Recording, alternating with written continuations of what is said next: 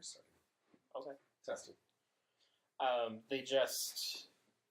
They redid them for the DS, and I played them 5 and 6 then. 7 came out for the PlayStation. 8 came out for the PlayStation 2, and was such a long game, but I loved it. I loved that game. No, you haven't played it, right? I have not played it. I know what it is, but I haven't played it. Yeah, you haven't played it either. No, I think we should visit that. We definitely will.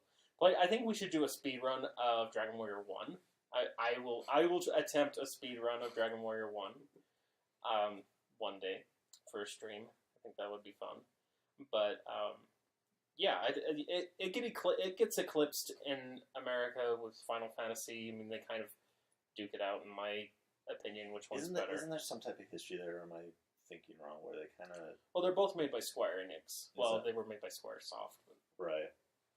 I think they're actually... Don't quote me on that. I'm not sure. But I know Square was involved. It seems like there's some type of connection between both series. Yeah.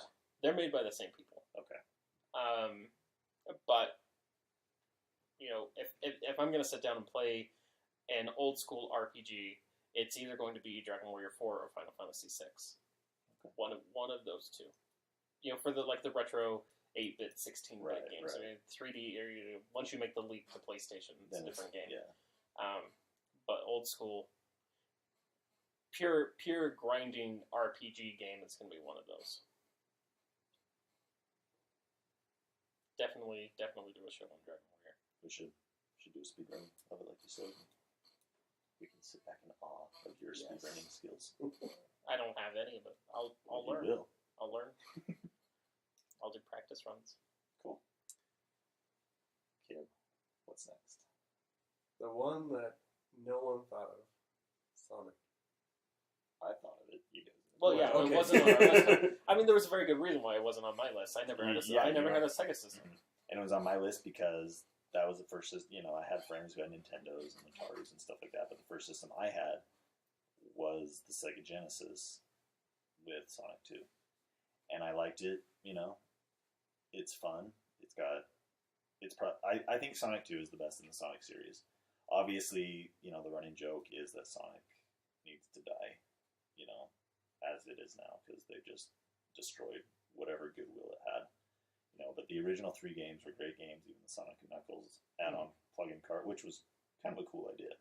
This cart that you can plug in either Sonic 2 or Sonic 3 on top of and play the game with, you know, Knuckles and stuff. But Sonic 2, it was cool because, you know, it had the speed, but it also added things that the first game didn't. The first game didn't have the Sonic Dash, you know, where you hold down and you tap the button to make it spin up and stuff like that. You just had to get into your Sonic Dash by building momentum, you know, off of runs and stuff like that. And so Sonic 2 introduced that. It introduced, you know, Tails as a playable character. It had a little bit of a co-op mode to it where you could go through stages and stuff. Yeah. You know, and it had, I don't know, it was just fun. It was very colorful, especially, you know, if you compare it to the Nintendo. You can't, I wouldn't compare it to the Super Nintendo because, you know, they're the same machine. There's not a lot of difference there, you know. But you compare. And they had a lot of the same games. Yeah, you know, but you go from when you're making the jump from the original Nintendo to a new system, you were either in one or two camp. You either had a Super Nintendo or you had a Sega Genesis. Right.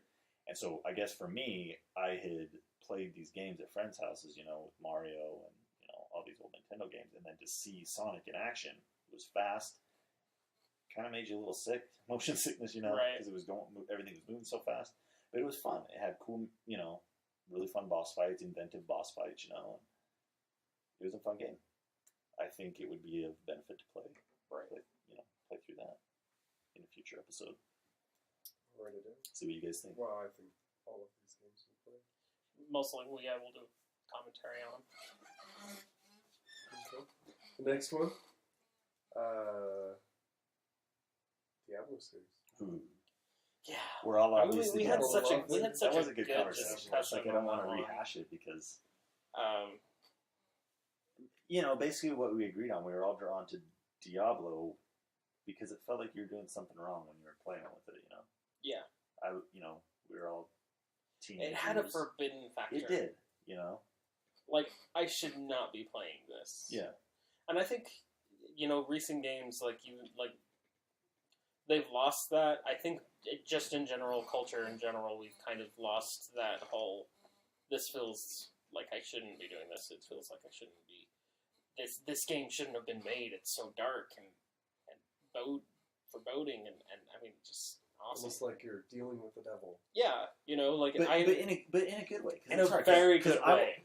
There's movies that I've watched now where I feel dirty watching them. I'm like, this is a terrible movie. Yeah. I feel kind of gross watching Skeleton this movie. Key would be one of those movies for me. Yeah, I love Skeleton. I just, House of a Thousand Corpses. I remember watching that and I was just like, I felt Dirty. grimy. Yeah. You have that feeling, but with Diablo, you don't have that feeling. Yeah, there's no grime. It's just it feels forbidden. It feels like you shouldn't be doing this. Dark but in a arts. really Yes. good way. Yeah. Like it's almost invigorating. Very to much think about so. it. And me and my brother were talking about this earlier today on the phone. We were talking about our computer was in one of the upper rooms of our house, and my parents didn't know anything about computers. They didn't know how to run them. Mm-hmm. We kind of had free reign over the computer. We could play whatever game we wanted, granting our computer could hold it. I remember playing Quake 2, and it was very choppy because our computer couldn't handle it.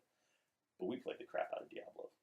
Our computer couldn't handle Diablo 2 at the time, but we played the crap out of Diablo and loved it. And it was kind of cool because we were, we knew we probably shouldn't be playing it because it was a little bit adult for our age at that time.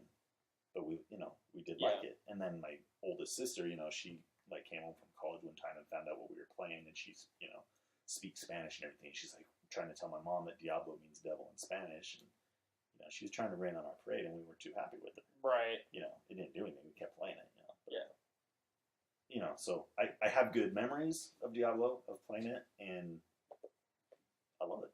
It's awesome. The art style is amazing. The story's awesome. Yeah. I think it's another one of those games that keeps defining not just itself, but the older games still help define the newer ones. With potions and stuff, you can almost every game you can find some sort of iteration of potions. Yeah. I remember Diablo 1 being that instigator of potions and pot spamming and stuff. So yeah. Well, and I mean, there's games that try to be Diablo, Torchlight 2, Titan Quest.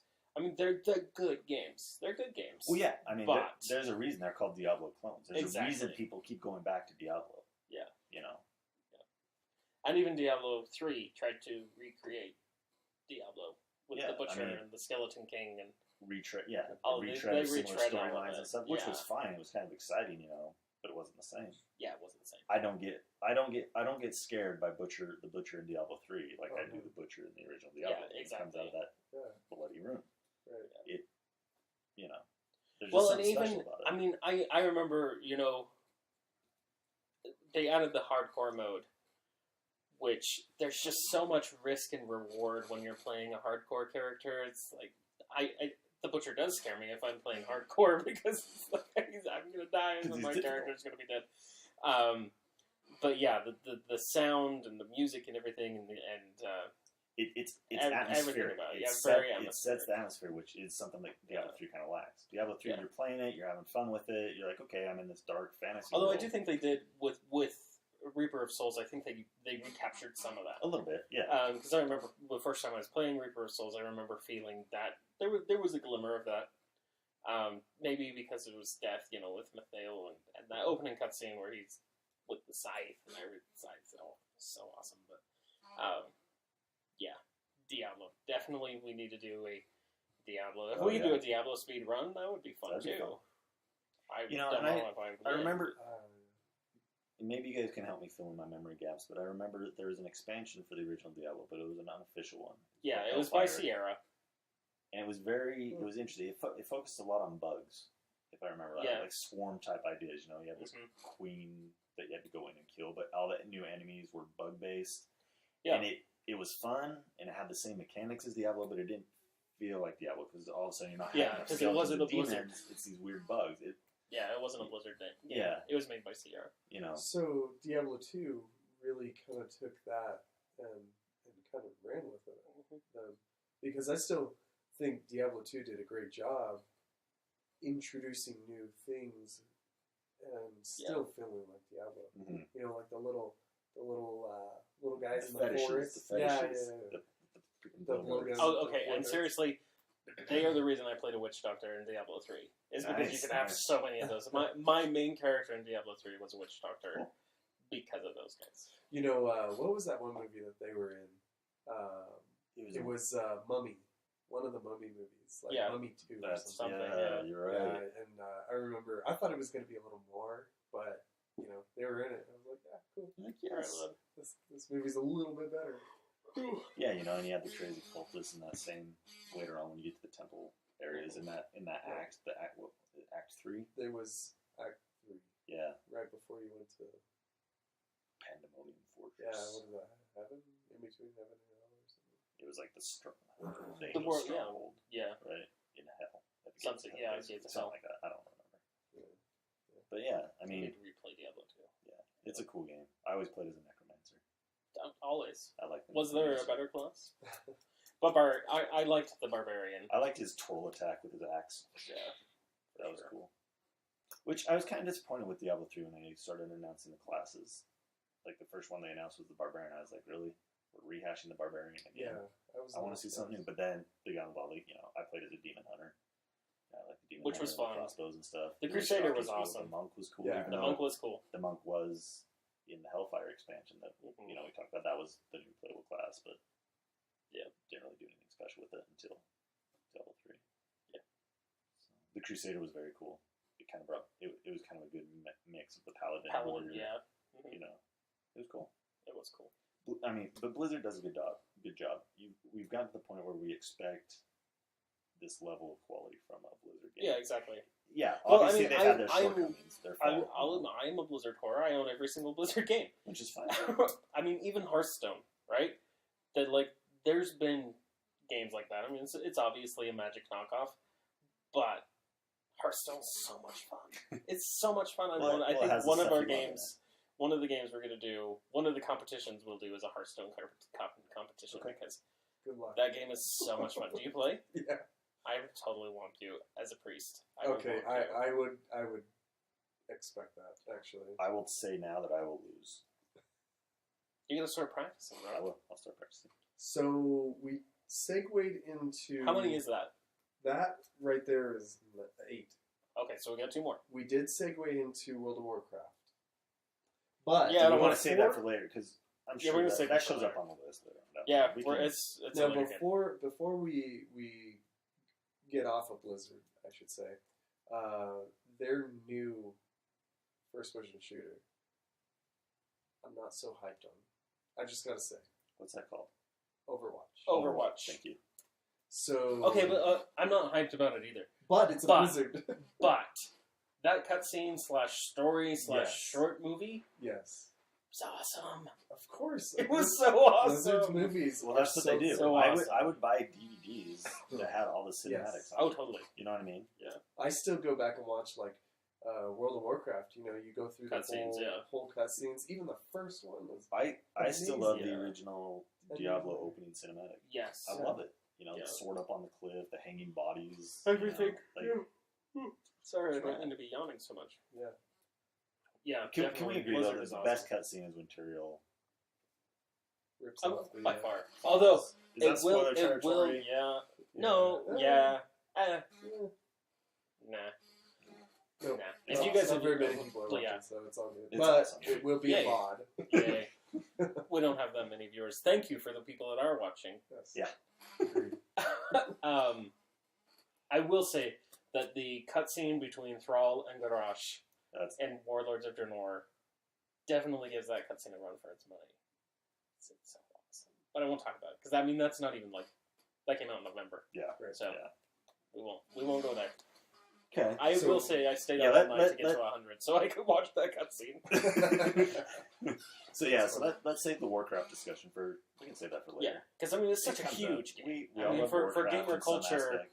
for everything, such a huge game. And for me, I grew up with it. Yeah. And I literally was in the beta, and it was 11 years ago that the beta was happening. Yeah.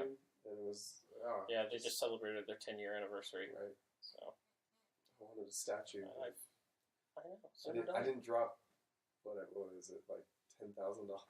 Yeah. I know. Yeah. I'm just a loser, I guess. Seriously, I mean, Horde or Alliance? Alliance. Horde. Alliance. We have Alliance has so many awesome characters. Yeah. I mean, okay, awesome character besides Thrall for the Horde. Well, see, now... I will say Karn Bloodhoof. Yeah. The leader of the Tauren that was killed by Garrosh. Uh-huh. Spoiler alert if you guys aren't aware of that one. But that was Cataclysm, Here's so my I'm gonna thing. give you that. This is why I like the Horde. I don't play World of Warcraft. Yeah. I play Warcraft, Warcraft 2, Warcraft 3. The Horde has always had the more interesting units, in my opinion. Right. You know, you've got the necromancers, you've got the freaking trolls, the flying goblins. It's always been a little bit more fun to play than the Alliance side, and so that's... Yeah, I will say that from a story point of view, from World of Warcraft, I've played every race. The beginning area of every race, and then a little bit afterwards, just to kind of get the story. And I do think that the Horde has a very fascinating... because they're all, you know, not so much the Alliance. I mean, the Alliance are all different races as well, but the Horde has so many unique things going for it, with the Tauren and with the Undead, which we'll have to do a show about Sylvanas at some point. Perhaps just Jonathan and I will talk, because there's stuff going on in WoW right now with Sylvanas. But yeah, just so many things with the Horde story-wise that I absolutely love.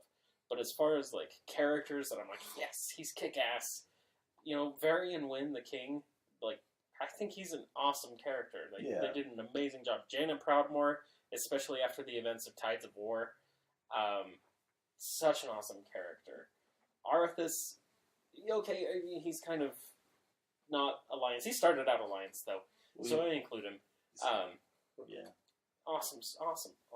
Malthurian Stormwind, Okay, awesome. but Illidan, at the end of the day, what's all more of these fun to guys. say? Is it more fun to say for the Horde, or what's the Alliance? What do you say for the Alliance? Is there anything? Is more fun to say? You know, What is That's the a good- Alliance battle cry? there's no battle cry. It's a good You guys point. can't remember it. You guys are Alliance fans. You can't remember it, but you remember for the Horde because Obviously, everybody of the Horde says it. seated. And But, it's you awesome. know, Here's what when the I think Alliance of that, doesn't it's- need a battle it's cry. Warcraft 3 that I think of yeah. Yeah. when I hear that. So. Anyway, All right, so the other, let's see, this is our 10th one. Is Joel. No, Joel. That's what I'm trying to think. so awesome. What is it? Lufia 2. Lufia. Lufia That's 2. I couldn't sleep this morning. News.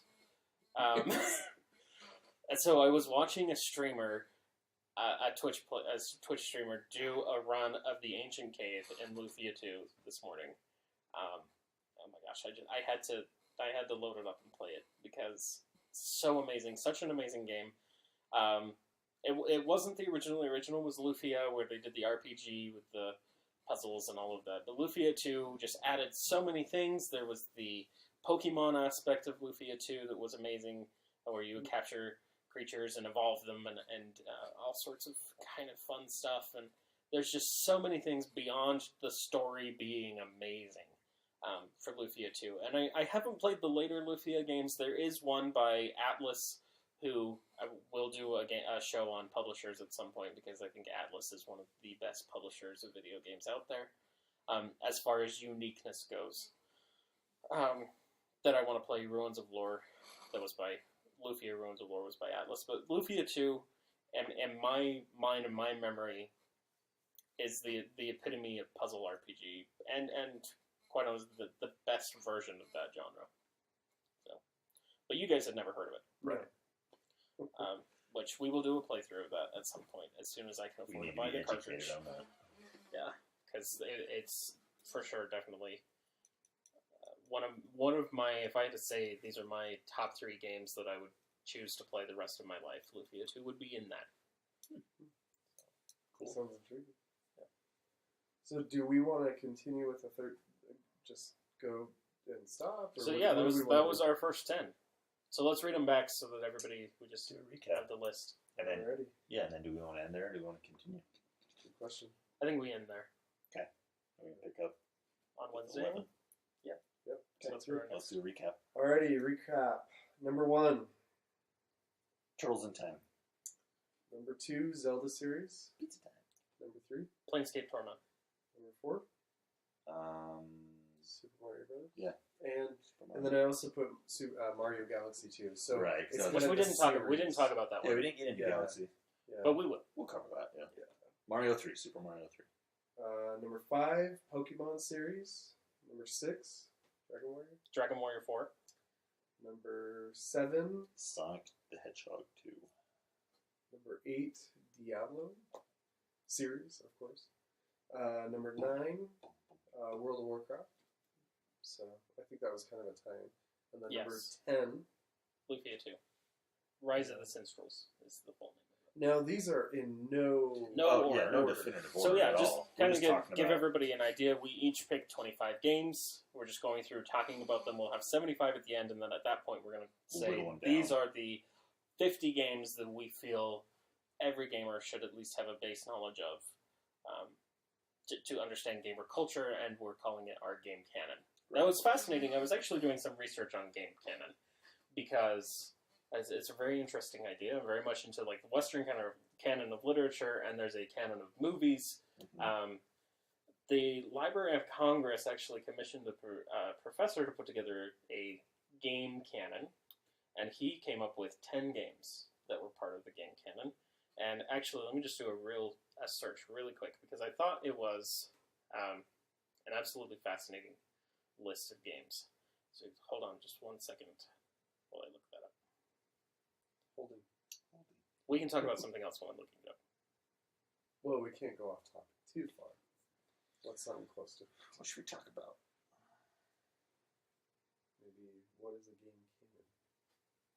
Well, and I mean, for people who don't understand the term canon, it is these are the essential pieces of The required reading. required basically. reading. Yep, exactly. They said this is an assertion of games that have cultural significance and historical significance. Now, our definition of canon is a little bit different, in that we are defining essential experiences. Gaming experiences that all gamers should have in common in order to have a discussion about games. Yeah, basically the games that you keep coming back to in conversation. Exactly. That's kind of what we're basing Exactly. So our ideas off of. the games that they considered to represent the genre of gaming is fascinating. Space War, which I've never heard of. Star Raiders, also never heard of. Zork, Loves it. which is on my list. Tetris, which was on Jonathan's list. SimCity, also on Jonathan's list. Super Mario Bros. 3, which all three of us had. Civilization, I think we mentioned that. which was on my list. Yeah. Doom, Doom. Dude, We, On my we list. started to on talk my about list that. as well. It's on mine.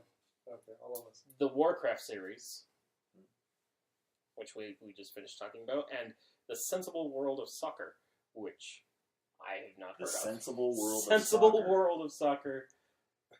Wow, No, that sounds don't like know. a These terrible are- game. These are games, yeah, exactly. Sounds like our These kind are of game. games that are vital to the video game We might have to industry. track that down.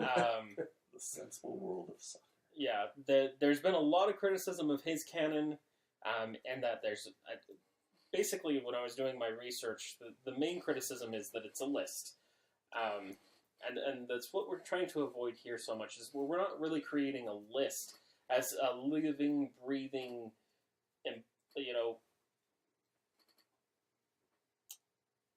capture place for games that we feel are important for gamer culture. Right. Yeah, at the end of the day, it's going to be a list of 50 games, but those 50 games are going to come and go as new games come out, as we experience new things, as Yeah, we have something different. will be bumped, things Yeah. will change. So it's more of a live holding of these are the experiences we feel Yeah. should be every gamer should have. Right. With the basic underlying idea that why do we play games? Yes. It's Exactly. this is what we enjoy, and if things shift based on new technology coming out, new games coming out, because they're always coming out, Yes. we're going to have favorite games in the future. Yeah. Well, and I think one of the it has to be an evolving list. It has to be. But it can't be static. These are the 10. And even with literature, there's such a huge history of literature, right? I mean, you look at the Western literature, you're going all the way back to Beowulf, which was, almost 500 years before Christ that was written. That's a huge history of literature, and even movies. You're going back to the 1920s. We're almost coming up on 100 years of movies. Gaming, we're really the infancy of gaming as a genre. Yeah. Real gaming's only been around for 40 years. Well, I think the evidence of that is that it's still not really taken too seriously. Exactly. In a lot of circles. Exactly. And And that's another point we're trying to prove. Yeah, people can say that they're film buffs. People can say that they're, literary fans and stuff like that. Exactly. They say you're a gamer, it kind of has this weird negative connotation. Yeah. Well, and what's, to prove that point even further, I'm a literature major, and, people can be a film major, and they're just now coming out with courses in schools that are teaching gaming theory and doing all of that. But when you talk to someone who's like, yeah, I'm a game major, it's like, what? No, you play video games for a living? Come on. But I think that gaming deserves to be taken as seriously as literature, as seriously as films, because it is an experience that we share as human beings. Shakespeare was the great playwright. Mm-hmm. Well, can we say Blizzard is the great video game company, that they're producing these amazing experiences? I would say Warcraft 3, taken as a set, as a story, and the way that it's presented, and the experience I have playing that game, rivals the experience I have watching Hamlet. And I think that we can make those types of connections, but mainstream media, my parents, they're not willing to accept that's something that can happen. And at the heart of it, a game is just another way to tell a story. Exactly. And that's what a lot of people don't understand. They see them as something that are for kids, Mm-hmm. and that's why there's so much controversy surrounding games. That's why they're always, I hate to get into it too much, but that's why media is always quick to jump on video games is the reason for violent acts that go on in the world, when that's not really the case. There's really no correlation. Yeah. And like you were saying, when I was in college, I would have loved to have gaming classes that I could go to and learn about it. Instead, I had to kind of bring it in my own way. Like exactly. A lot of my literature classes, a lot of my writing classes, I found ways to bring in video games into what I was talking about. I wrote a lot of term papers, mm-hmm. where I've correlated Hamlet with Silent Hill 2, and things like that. That's fascinating correlation. Maybe we'll talk about that someday. I'll have to dig out my old paper. Yeah. But it's always been interesting to me, and it's always been a natural thing to me that it's been easy to accept that, yes, this is just another way to tell stories. Yep. And I think that's what it is at the heart of it. I think platforms like Twitch is another way that gaming will actually become more serious. Yes. Because, this is an outlet for gamers. And also, it's been in the news, acquired by Amazon. It's getting massive numbers. There's a lot of people, and I think more importantly, girls, that are getting more into the gaming because of platforms like that. And the bigger the base, the more opportunity of spreading the joy is going to happen. I totally agree. Yep. And I think that's another thing that we could talk about. You bring up girls that play video games and stuff. It's an important aspect. You see, what's her name, Anita Sarkeesian. What's her name? She's doing that thing, feminism and video games and stuff. Oh, yeah. You know what I'm talking about? Yes. Well, on YouTube. Yeah, I don't agree with a lot of what she's saying, but I appreciate the fact that she's kind of at the forefront of this movement of trying to say, hey, girls like to play games too. And I think it's fascinating in a bad way that people fight so much against that. That girls still can't feel that they're in a safe environment when they play games online with people, that they still have to worry about being... They have to hide their name. And that's a sad mark. Well, and I think that the other side of that is how females are presented in games. Oh, yeah, absolutely. And that's part of the a problem. topic for a different show. It is. Part of the problem. But and I think specifically, one of my favorite games to play right now is Dragon Crown. Fun game, but it is aren't fun really presented game. Very fairly in that. It is a really, really fun game. But I don't know if I'd feel comfortable with my son saying exactly. I can't. can't do it. I can't play that game because I can't have my son sitting there. Right. I don't want to see him. I don't want him to be exposed to that kind of stuff. I don't want him to develop those ideas about women in general. And so I think that is something that needs to change in gamer culture. Is this idea? And I was actually, I was doing a lot of research for the next talk show, which wasn't supposed to be tonight, but one of the things that I saw was there was a correlation. They grabbed the numbers of best-selling games and correlated it to breast size of the main female in the game. And right now, number one, obviously, breast size. yes. DOA? No. Dead or Alive? Really? Nope. That's got the best. The Lara best Croft. in Are you kidding me? Lara Croft from the original Tomb Oh. Raider. you know. I don't think she was exaggerating. Well,